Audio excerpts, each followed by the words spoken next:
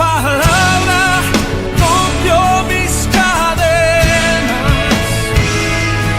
Tu palabra mi alma redimió.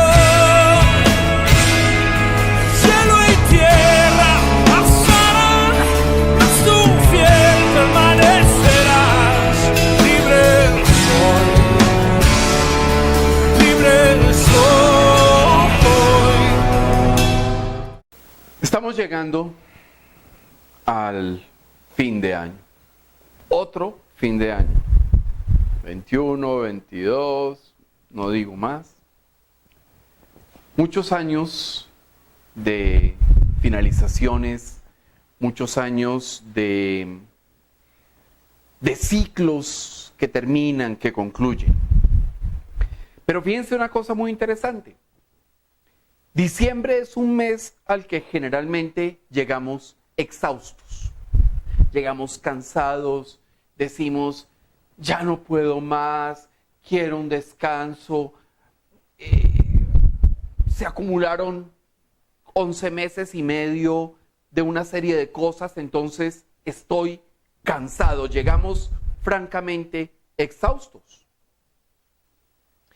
Y pensamos que es una cuestión como psicológica, ¿no? Decimos, bueno, es que sí, fueron 11 meses y medio de trabajo agotador, de éxitos, de fracasos, de esfuerzos, de traiciones, de dolores, de alegrías. Fueron 11 meses y medio, entonces claro, es el momento como que mentalmente uno ya esté saturado y quiera como que pasar la página, como que ya comencemos un ciclo nuevo. Pero se han dado cuenta que normalmente el 1 de enero, más allá de la indigestión y demás, realmente estamos como renovados, como que tenemos todas las pilas cargadas, como que tenemos todas las ganas de comernos ese año que comienza. Bueno, no el 1 de enero, pero el 2 de enero normalmente pasa, ¿no? Entonces pensamos que es un asunto psicológico, que es porque se cierra un ciclo con muchas cargas. Pero ojo, porque el asunto puede tener otra causa mucho más profunda. Ese asunto de llegar exhaustos a diciembre puede tener otra causa mucho más profunda. Comencemos por esto. Durante el año tenemos suficientes cosas que hacer, suficientes distracciones, suficientes compromisos que nos sirven como excusa, como justificación para evitar evaluarnos y reflexionar sobre nuestro camino. Sin embargo, en diciembre sí hay un momento en que normalmente hacemos una evaluación del año que está por terminar. Entonces nos preguntamos, hombre, ¿pasamos el año o lo perdimos? ¿Qué tal estuvo mi año? ¿Qué tal estuvo mi año con respecto a amar a Dios sobre todas las cosas y a mi prójimo como a mí mismo? Gané, perdí, pasé, como dirían los mexicanos, de panzazo o francamente aplacé todas las materias. ¿Sí? Es el momento en que uno comienza a hacer evaluaciones.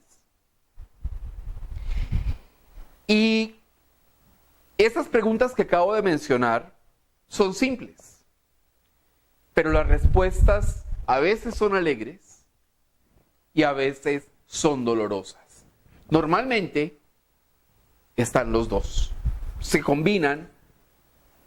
Hay parte que es dolorosa, hay parte que es alegre, hay parte en la que uno quedó debiendo, hay parte en la que uno pasó con alegría, con satisfacción, el camino que tuvo que recorrer durante ese año. Pero resulta que este tiempo de evaluación es muy importante en nuestras vidas. ¿Por qué? Porque la evaluación nos permite encontrar y quitar cargas. Nos permite corregir. Nos permite ver qué es lo que está mal en nuestras vidas. Es más, nos permite ver quién o quiénes están afectando negativamente nuestras vidas. Lo cierto es que no hay absolutos en esa evaluación. Hay cosas buenas y hay cosas malas. Entonces lo importante en esa evaluación de si gané o perdí el año, de qué tal estuvo mi año, lo importante es la honestidad, la honradez con la que evaluemos nuestro año y nuestra vida. Esa honradez nos permite ver, nos permite corregir, pero también nos permite agradecer. Si nosotros no somos honrados en la evaluación, puede ocurrir, y ocurre de hecho con frecuencia, que no se reconozca la acción de Dios en nuestras vidas. Vamos a leer por favor Salmos, capítulo 32, versículos del 3 al 5. Mientras callé, se envejecieron mis huesos en mi gemir todo el día, porque de día y de noche se agravó sobre mí tu mano.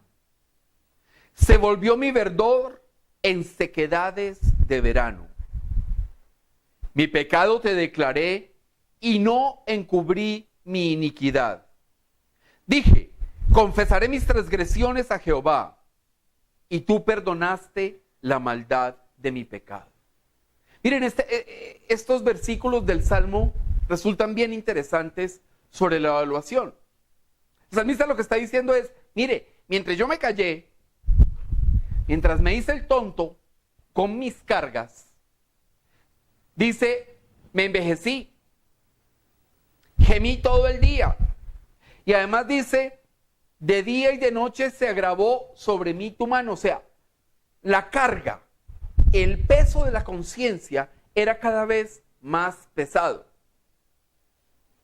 Y dice el salmista, mi verdor se convirtió en sequedad. ¿Sí? Y después dice el salmista, mi pecado te declaré. O sea, todas mis cargas te las declaré, Señor.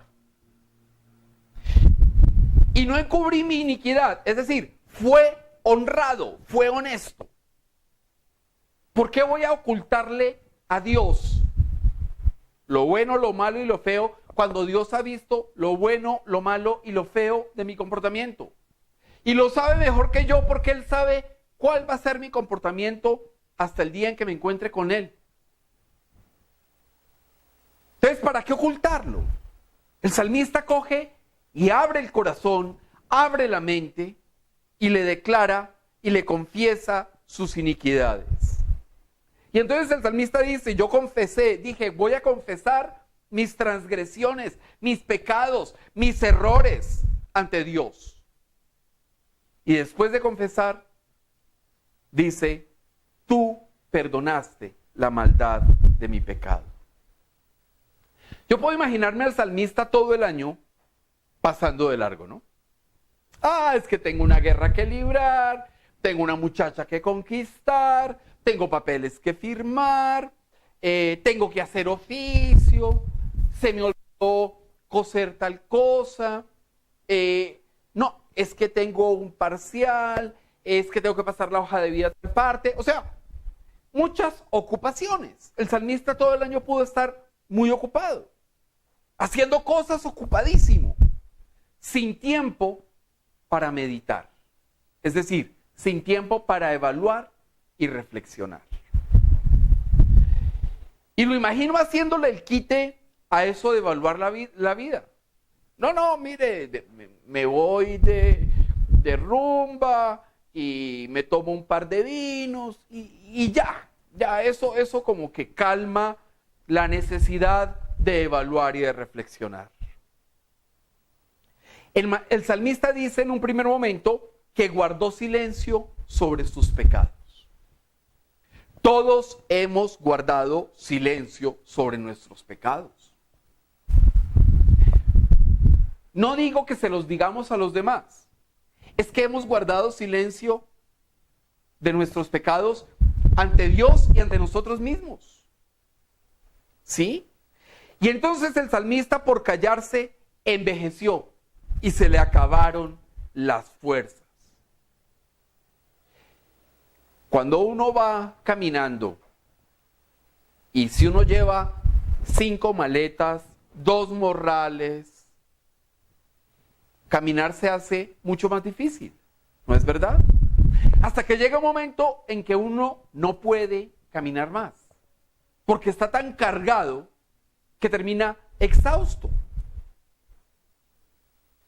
Y eso pasa, como lo describe ahí, por no evaluar, por huir de esa evaluación, por quedarse callado y hacerse el desentendido con algo que es indispensable: evaluar, reflexionar, agradecer y corregir. Y entonces el salmista dice que Dios lo corrigió, que Dios lo disciplinó de día y de noche. Entonces de día tiene cargas, tiene pecados. De noche la conciencia de repente no lo dejaba dormir. Y eso nos ha pasado a todos. No es una situación del salmista, no es una situación mía, no. Es una situación de todos. Las cargas, los pecados no dejan dormir. La voz de la conciencia está siempre martillando ahí. El Espíritu Santo está mostrando: mira esta área que tienes que corregir. Ojo con esa área. Pilas con esa área. Pero uno se hace el tonto, pasa de lado, mira para otro lado, hasta silba, ¿no? Como que eso no es conmigo, debe ser otro. No es conmigo el tema de reflexionar y de las cargas. Y entonces el salmista decide evaluar con rectitud y con honradez. Lo mismo que nos pasa a muchos en diciembre, diría que a la gran mayoría, porque se cierra un ciclo. Y entonces cuando él evalúa con rectitud y honradez, encuentra que hay mucho que confesar, encuentra que requiere mucho perdón de nuestro Señor, ¿sí? Y entonces confiesa su pecado y deja de ocultar su maldad. Decidió reconocer que había sido rebelde, que había sido mala persona, que había sido pecador, que había sido ingrato, que había sido malvado, que murmuró, que mintió, que fornicó. Decidió reconocer eso. Y cuando él reconoce eso, cuando él reconoce que había cometido errores, recibe el perdón de Dios. ¿Y el perdón qué es? Quitar cargas, quitar todas esas maletas con las que uno se va cargando en el camino, quitar esa grasa que nos hace mucho más panzones oligarcas, quitar esa grasa y poder caminar con mayor ligereza, porque es que Dios, nuestro Señor Jesucristo, cuando dice la palabra que se llevó cautiva la cautividad, quiere decir que se llevó aprisionada la esclavitud, o sea, nos dejó libertad. Y uno no puede ser libre ni ligero si está uno con una cantidad de cargas, de pesos, de situaciones que nos cargan emocionalmente y físicamente. Entonces, cuando se reflexiona y se evalúa, solo hay una posibilidad para nosotros los cristianos: llegar a los pies de nuestro Señor Jesucristo, confesarle nuestros pecados, orar, hablar con Él, pedirle perdón para liberarnos de esas cargas, de esos pecados. Entonces fíjense que el salmista describe lo que nos pasa con frecuencia. Nos hacemos los locos con eso de evaluarnos y sobre todo nos hacemos muy los locos con eso de ser rigurosos con nosotros mismos. Porque o nos damos látigo con mucha fuerza o nos pasamos al otro extremo, ¿no? No nos damos látigo. No, eso, y lo justificamos y lo decoramos y todo. Nos falta rigor. Y ese rigor es la primera invitación hoy. Cuando evaluemos nuestro año, cuando evaluemos y analicemos y reflexionemos sobre lo que fue este año que termina, tengamos rigor. No le pongamos más, no le quitemos. Tengamos el rigor de ser lo más precisos posible con esa evaluación. Diciembre, entonces, es un tiempo de cierre de un ciclo. Por eso invita a reflexionar, a analizar y a evaluar el año que termina. Y es un tiempo que permite entonces reconocer las fallas, reconocer los pecados, confesarlos ante Dios y recibir su misericordia. Pero ojo, así como reconocemos nuestros pecados, nuestras fallas, nuestros errores, nuestras transgresiones, también en esa evaluación no solo se puede ver lo malo. Por eso hablo del rigor. Quien es riguroso es íntegro. Y la integridad no funciona si solo evalúo lo malo y me doy palo por lo malo. También tengo que evaluar lo bueno y darle gracias al que hizo posible lo bueno. Reconocer los triunfos, las victorias, los éxitos. Vamos a leer Gálatas, capítulo 6, versículos del 3 al 5. Porque el que se cree ser algo, no siendo nada, a sí mismo se engaña. Así que cada uno someta a prueba su propia obra. Y entonces tendrá motivo de gloriarse solo respecto de sí mismo y no en otro. Porque cada uno llevará su propia carga. Miren, así como cuando uno evalúa siendo inmisericordia con uno los errores, del otro lado también se corre el riesgo de reconocer los triunfos y llenarse de orgullo. ¡Ah! Es que yo hice. Es que yo solo me hice en el mundo. Así como al otro lado es pobrecito yo, en este es yo solo. Nadie entró en la ecuación. Hay que reconocer que los triunfos son obtenidos gracias a Dios. Y no solo eso, son triunfos obtenidos para Dios y para la gloria, para su gloria, para la gloria de nuestro Dios y Señor. Por eso Pablo habla del engaño de creer ser algo, no siendo nada. Mis triunfos, mis éxitos, son los éxitos que Dios ha obtenido a través de mí para su gloria. No son míos. Yo di lo mejor, y esa es la evaluación en los éxitos, di lo mejor para que eso se produjera, pero son los éxitos de Dios. Las victorias son de Dios, y yo soy solo un instrumento para su gloria.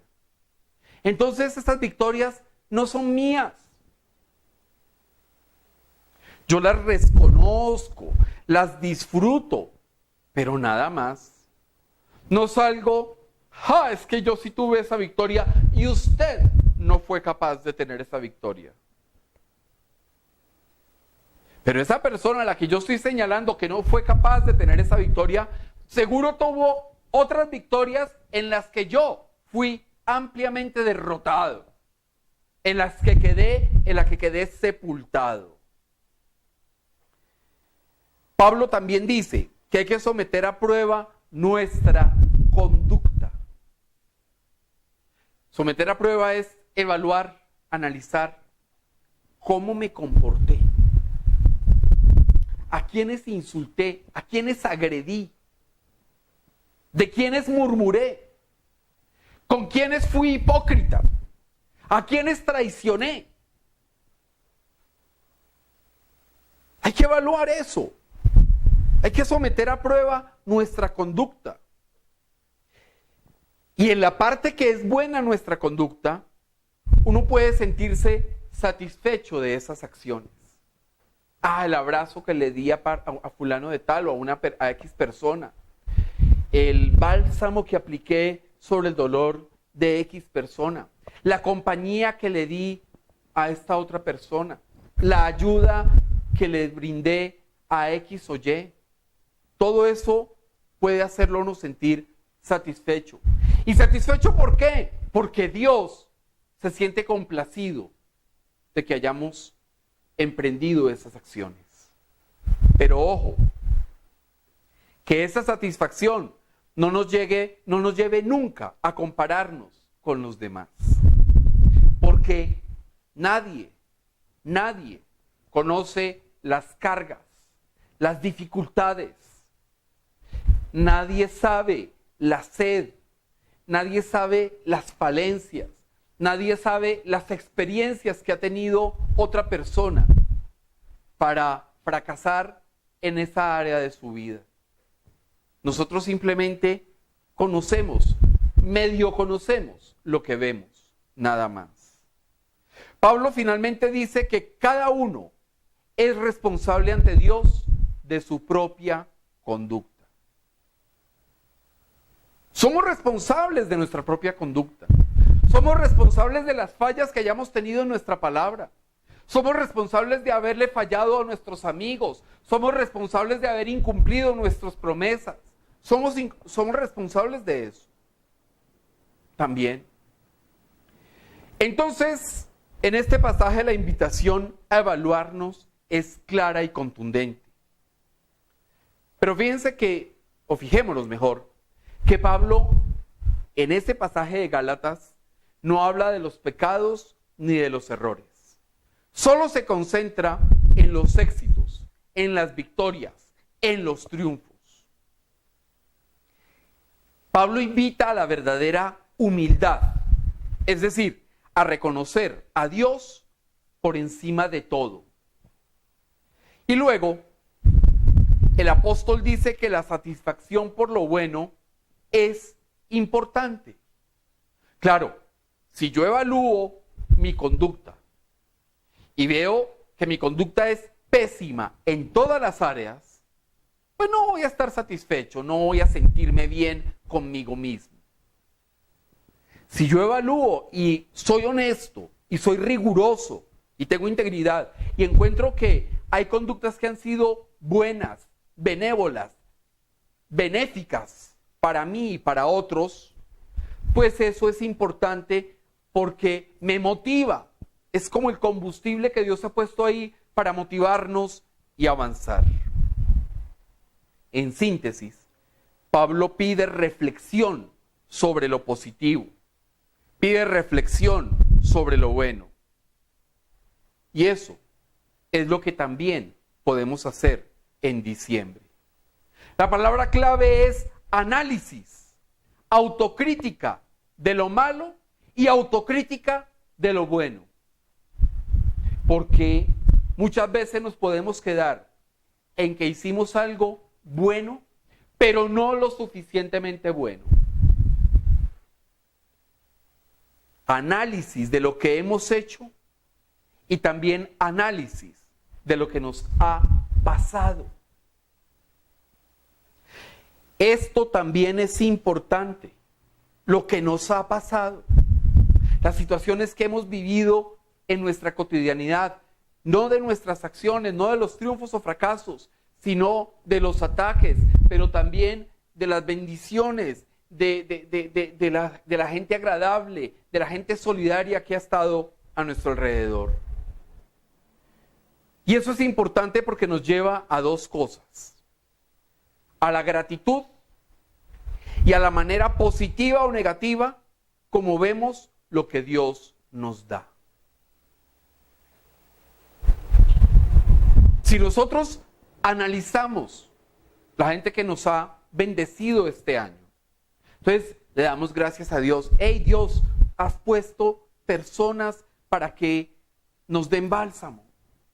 Nos has puesto personas para que alivien nuestro dolor. Claro, también ha puesto personas que nos han maldecido. También ha puesto personas que nos han traicionado. Pero ha puesto también personas que han sido leales con nosotros. Entonces, tenemos que ser agradecidos por todo eso. Porque la gente que ha obrado correctamente con nosotros, que ha sido generosa con nosotros, es una bendición. Y los que los han maldecido y han sido poco generosos con nosotros, también han sido una enseñanza. Nos han enderezado, nos han abierto los ojos. Así como Pablo habla de los éxitos, también la Biblia habla de las dificultades, las tragedias, las pruebas y las aflicciones son parte de la vida. Están incluidas en el paquete de nuestra cotidianidad. Y es necesario evaluarlas también para aprender, para corregir, pero sobre todo para agradecerle a Dios por su presencia y su sustento en los momentos de tragedia, de pruebas y de aflicciones. Porque en ninguna prueba, en ninguna aflicción y en ninguna tragedia hemos estado solos. Dios siempre ha estado ahí para nosotros. Siempre ha estado a una mano de distancia. Siempre su diestra nos ha sostenido. Y eso es motivo de enorme gratitud y de enorme alabanza a nuestro Dios. Vamos a leer Primera de Pedro, capítulo 1, versículos 6 y 7.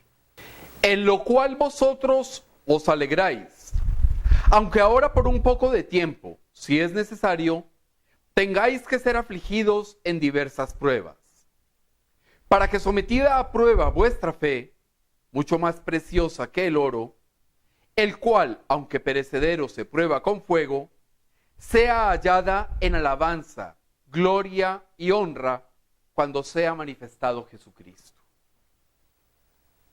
¿Qué dice entonces la Biblia sobre las aflicciones? Pues que a pesar del dolor, que a pesar de la angustia, que a pesar de la preocupación, nos alegremos. Y nos alegremos no por el dolor en sí, sino por la esperanza que tenemos de salir de esa situación porque estamos con el Señor Jesucristo. También nos dice la Biblia que miremos con detenimiento que las aflicciones pasan. Son temporales. Que las pruebas se superan y la vida continúa. Si nosotros revisamos, como lo hacemos cada año, en qué estábamos el año pasado y en qué estamos ahora, las pruebas, muchas pruebas pasaron. Y la vida ha continuado. Y estamos prontos a enfrentar nuevos desafíos. Y estamos a puertas de tener nuevas esperanzas. Y de acogernos en otras cosas a nuestro Señor Jesucristo. La vida que teníamos hace un año no es la misma vida que tenemos hoy. Hace un año había gente que estaba esperando su último semestre de universidad. Hace un año habían noviazgos que estaban medio comenzando. Hace un año había gente que no conocía otros lugares. Hace un año estábamos en dificultades de enfermedad, de ataduras, en fin, muchas cosas cambian en un solo año. Eso hay que reconocerlo y evaluarlo. Pero lo más importante que está diciendo Pedro ahí es que relaciona aflicción con fe. La fe es la certeza de lo que se espera y la convicción de lo que no se ve. Esa fe es justamente la que es sometida a prueba por las aflicciones. Yo ciertamente, con toda certeza, sé por mi fe que voy a salir de la prueba, que voy a salir de la aflicción, que mi familia va a salir de la prueba, que mi familia va a salir de la aflicción. Eso lo sé por fe. Y sé que eso va a pasar, y va a pasar cuando Dios lo decida. Porque tengo esperanza, y la esperanza en mi vida se llama Jesucristo. Esa fe que el apóstol Pedro dice que es mucho más preciosa que el oro, esa fe es la que es tocada por las tragedias. Es que lamentablemente los seres humanos, cuando tenemos una tragedia, entonces, ay, ¿por qué a mí? ¿Y dónde estaba Dios cuando pasó todo eso? Pero si tenemos fe y sabemos que las cosas pasan por un motivo o una razón que tiene el dueño y hacedor de todas las cosas, ahí no me importa saber por qué. Me importa saber que el que sí sabe por qué está en control de todo. Entonces, cuando evaluemos el año, tengamos claro lo que dice Pedro, que las situaciones difíciles nos hacen parecer al oro, y que el oro es probado con fuego. Miren, nosotros hemos recibido pruebas de fuego durante casi 3 años, pruebas difíciles, pruebas de traiciones, pruebas de afectos, de desafectos completamente antinaturales, pruebas de murmuración. Nuestra honra ha sido vilipendiada hasta más no poder por gente a la que le dimos nuestro afecto, nuestra ayuda y nuestro apoyo. No importa. Nosotros, como el oro, somos probados y hemos sido probados con fuego. Y así como nuestra fe, nuestra gratitud es probada también con fuego. Lo importante es que evaluemos nuestra forma de actuar en la dificultad. ¿Cómo estamos reaccionando en las dificultades? ¿Estamos con la esperanza de ver cómo Dios va a solucionar todo? ¿O nos quedamos tirados en el suelo, lamentándonos, diciendo pobrecito yo, para despertar la lástima y usufructuar la lástima por la tragedia que viví? Porque hay gente que se aprovecha de alguna tragedia para despertar la lástima y convertirse en parásitos. Si nos echamos al piso, si criticamos a Dios, si nos apartamos de Él, o si recibimos las pruebas con alabanza, con gloria y con honra. Eso es lo que tenemos que elegir. Ese es el mayor aprendizaje. Agradecer en toda circunstancia. Es el punto que los invito a evaluar. ¿Hemos dado gracias a Dios en todo o solo en lo bueno? Evaluemos eso. Porque en las pruebas se manifiesta nuestro Señor Jesucristo. En las dificultades, la fe hace que amemos mucho más a Cristo, porque lo vemos actuando, porque vemos su mano sacándonos del agua, porque vemos su poder sacándonos del fuego consumidor. En esos momentos es necesario que creamos en Él, que creamos en su poder, en el poder del autor y consumador de todo lo creado, que creamos en su presencia, que creamos en su sustento. Entonces, es una evaluación muy importante, nuestra fe en las dificultades. ¿Cómo fue que las enfrentamos? Si logramos la gratitud, cumplimos con el propósito de la fe, como dice el apóstol.